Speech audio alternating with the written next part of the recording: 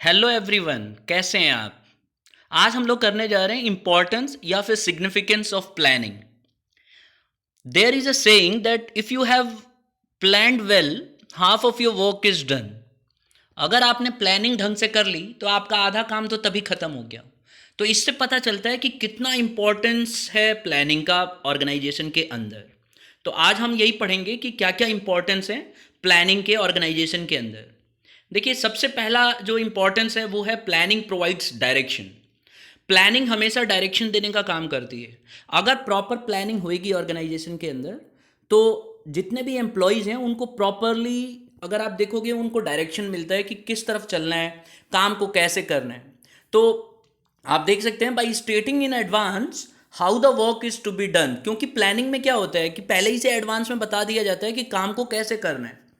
तो प्लानिंग क्या करती है, provides direction for the action. तो जो भी काम को कंप्लीट करना है, किया जाना है, उसके लिए एक डायरेक्शन मिल जाती है कि किस तरह से उस काम को किया जाएगा। If there is no planning, employees would be working in different directions and organization would not be able to achieve its goals efficiently. अगर प्रॉपर प्लानिंग नहीं होगी तो एम्प्लॉयज़ जो हैं अलग अलग डायरेक्शन में चलेंगे। उनको पता नहीं होगा कि कहाँ कैसे को काम को किस तरह से करना है, कब कंप्लीट करना है। तो इससे क्या होगा, सबकी डायरेक्शन ख़राब हो जाएगी और गलत डायरेक्शन में जाना शुरू कर देंगे, जो कि बहुत ही हार्मफुल हो सकती है ऑर्गेनाइजेशन के लिए। तो इसीलिए ये डायरेक्शन प्रोवाइड करते हैं। It's just like it directs the employees to work efficiently. Then comes the second importance, that is planning reduces the risk of uncertainty. देखिए, हम जानते हैं कि ऑर्गेनाइजेशन के अंदर हमेशा अनसर्टेनिटी रहती है, और हम ये भी जानते हैं कि रिस्क को एलिमिनेट नहीं किया जा सकता। कभी भी आप कोई भी रिस्क अगर होगा बिजनेस के अंदर, तो ऐसा नहीं है कि आप प्रॉपर प्लानिंग कर लोगे तो रिस्क जीरो हो जाएगा, ऐसा कभी हो ही नहीं सकता है। तो इसीलिए हमेशा याद रखना है कि प्लानिंग रिड्यूस करती है रिस्क को, ना कि ख़त्म करती है। तो दूसरा यही है हमारा इंपॉर्टेंस, कि it reduces the risk of uncertainty. अगर आप देखो, प्लानिंग क्या है, it is an activity which enables a manager to look ahead. ये एक ऐसी एक्टिविटी है जो मैनेजर को आगे देखने के लिए हेल्प करती है, क्योंकि जब मैनेजर प्लानिंग करता है तो वो एंटिसिपेट करता है कि चेंजेस क्या क्या हो सकते हैं। अगर वो बैठ के प्लान करेगा तो उसको आगे फ्यूचर में दिखता है कि ऐसे ऐसे हो सकता है, इस तरह के बदलाव हो सकते हैं। तो उन इम्पैक्ट्स को या जो चेंजेस आने वाले हैं उनको वो अच्छे से कंसीडर कर सकता है, और फिर उनके बारे में अप्रोप्रिएट रेस्पॉन्सेस ले सकता है। यानी कि क्या उसको रेस्पॉन्स लेना चाहिए, क्या उसके प्रति उसको डिसीजन लेना चाहिए, वो उसको लेने में आसानी हो जाती है। तो इसीलिए हम कह सकते हैं कि प्लानिंग क्या करती है, रिड्यूस करती है रिस्क ऑफ अनसर्टेनिटी। अगर हम प्लानिंग प्रॉपर तरीके से करें तो जो अनसर्टेनिटी है उसको कुछ हद तक हम कम कर सकते हैं। और कभी कभी तो अगर प्रॉपर प्लानिंग हो जाए और एंटिसिपेट जो हमने किया है वो वैसे ही निकल आए, तो फिर एक तरह से वो प्रॉब्लम हमारी सॉल्व आउट हो जाती है। नेक्स्ट आता है तीसरा, प्लानिंग रिड्यूसेस वेस्टफुल एक्टिविटी। देखिए, अगर कोई ऑर्गेनाइजेशन अच्छे से प्लान करेगी तो जो वेस्टफुल एक्टिविटी होती है ना, जो अननेसेसरी के काम होते हैं, वो ख़त्म हो जाता है, और उसके वजह से प्रॉपर कोऑर्डिनेशन आता है। तो आप देखोगे planning serves as a basis of coordination. Coordination का एक बेस बन जाता है। अगर प्लानिंग प्रॉपर होगी तो एक बेस का काम करेगी, कोऑर्डिनेशन आएगा ऑर्गेनाइजेशन के अंदर, और अलग अलग डिपार्टमेंट्स मिलके अच्छे से काम करेंगे और काम को सही टाइम पे पूरा भी करेंगे। अगर आप इसको देखो, इस तरह से हम देख सकते हैं कि अगर हमने प्रॉपर तरीके से प्लानिंग किया होगा तो हर एक ऑर्गेनाइजेशन एक दूसरे की मदद कर पाएगा। यानी कि जो डिपार्टमेंट्स हैं ऑर्गेनाइजेशन के अंदर, जो डिपार्टमेंट्स हैं वो एक दूसरे से के साथ अच्छे से कोऑर्डिनेट करना शुरू कर देते हैं, और वेस्टेज जो है वो कम होता है। तो अगर प्रॉपर प्लानिंग होगी तो वेस्टेज कम होगा। जैसे मान लीजिए एक रेस्टोरेंट है, और अगर उसके अंदर प्रॉपर प्लानिंग होगी तो उसको पता होता है कि कौन कौन से रॉ मटेरियल कब महंगे होते हैं और कब खाने वाले जो जो मटेरियल उसको चाहिए होता है रेस्टोरेंट में, तो वो स्टॉक को पहले ही से एडवांस में रख सकता है। तो उससे क्या होगा, जो उसकी कॉस्ट आएगी वो कम आएगी। जो उसने जो भी फूड स्टफ बनाएगा वो उसको उसको कम कॉस्टली होगा। तो इससे क्या होगा, अगर प्रॉपर प्लानिंग होगा तो वेस्टफुल जो एक्टिविटी है, जो कि बहुत बाद में बहुत महंगा हो सकता था, वही चीज़ को सस्ते में वो बना पाएगा और प्रॉपरली कमा भी पाएगा। तो हर डिपार्टमेंट, एक डिपार्टमेंट दूसरे डिपार्टमेंट की इसी तरह से ऑर्गेनाइजेशन के अंदर मदद करता है, अगर प्रॉपर तरीके से प्लानिंग की गई हो। नेक्स्ट आता है, प्लानिंग प्रोमोट्स इनोवेटिव आइडियाज़। देखिए प्लानिंग क्या का काम क्या है, ये इनोवेटिव आइडियाज आती हैं। अगर आप देखो, आप अपने को ही लगा लो, अगर आप प्रॉपर तरीके से प्लानिंग करते हो तो आपके दिमाग में तरह तरह की आइडियाज आती हैं कि मैं इस काम को ऐसे करूंगा। जैसे सपोज करो आप टेस्ट की तैयारी कर रहे हो और आप प्रॉपर प्लानिंग कर रहे हो, तो आपको ये याद रहता है कि मैं ये वाला टॉपिक इतनी देर में कर लूँगा, एप्लीकेशन बेस्ड क्वेश्चन को इतने देर में करूँगा, पहले ये कर लूँगा ये टॉपिक। तो फिर इसमें आपके दिमाग में आइडिया भी आती है कि पहले मैं बुक की रीडिंग कर लूँ, या इस तरह की इनोवेटिव आइडियाज आती हैं जिससे आपको उसको लर्न करने में और रिकॉग्नाइज करने में ईजी हो जाता है और अच्छा स्कोर कर सकते हो। तो यही चीज़ होती है ऑर्गेनाइजेशन के अंदर भी। अगर प्लानिंग अच्छे से होगी तो जो मैनेजर होता है उसके दिमाग में इनोवेटिव आइडियाज आती है। जैसे कि हम जानते हैं प्लानिंग क्या है, फर्स्ट फंक्शन ऑफ मैनेजमेंट है। मैनेजमेंट के अंदर सबसे पहला काम तो प्लानिंग है, ये हम जानते हैं, पीछे पढ़ चुके हैं। तो मैनेजर्स जब प्लान करते हैं तो they get the opportunities to develop new ideas, and new ideas can take the shape of concrete plans.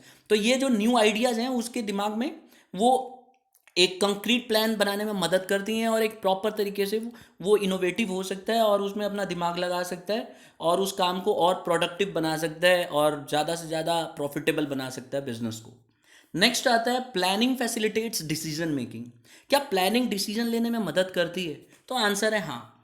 Planning कैसे करेगी ये? अगर आप देखो, जब हम प्लानिंग करते हैं, यानी कि जब मैनेजर प्लान करेगा तो टारगेट्स रखा जाता है, यानी कि हर एक प्लानिंग के अंदर कुछ टारगेट रखा जाता है। जैसे मान लो आप एग्जाम के लिए प्लानिंग कर रहे हो तो आपका भी टारगेट होता है कि मैं इतने मार्क्स स्कोर करना है, उसके हिसाब से आप टारगेट सेट करते हो।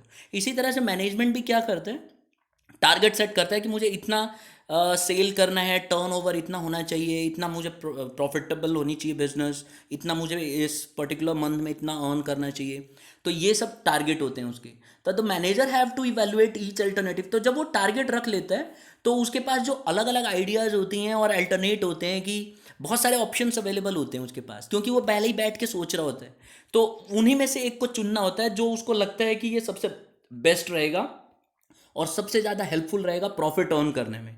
तो इससे क्या होता है कि उसको मदद मिलती है, अच्छा डिसीजन ले सकता है। वो अगर मान लो वो प्लान कर रहा है तो उसके पास सपोज करो 3 तरीके से प्लानिंग कर ली उसने, तो उनमें से वो चुनता है कि कौन सा बेस्ट रहेगा उसके ऑर्गेनाइजेशन के लिए, जिसमें वो ज़्यादा से ज़्यादा प्रॉफिट अर्न कर पाएगा। तो इसके लिए कहते हैं कि इसके अंदर डिसीजन लेने में हेल्पफुल होता है और ये डिसीजन मेकिंग में मदद करता है। Because at the time of planning we get lot of ideas and we get a lot of plans and we have to select one of them. That's why we can say that it helps or it facilitates in decision making. Then comes the last one, that is planning establishes standards for controlling. देखिए planning क्या controlling में मदद करता है? सबसे पहले हमें समझना होगा कि कंट्रोलिंग बेसिकली है क्या।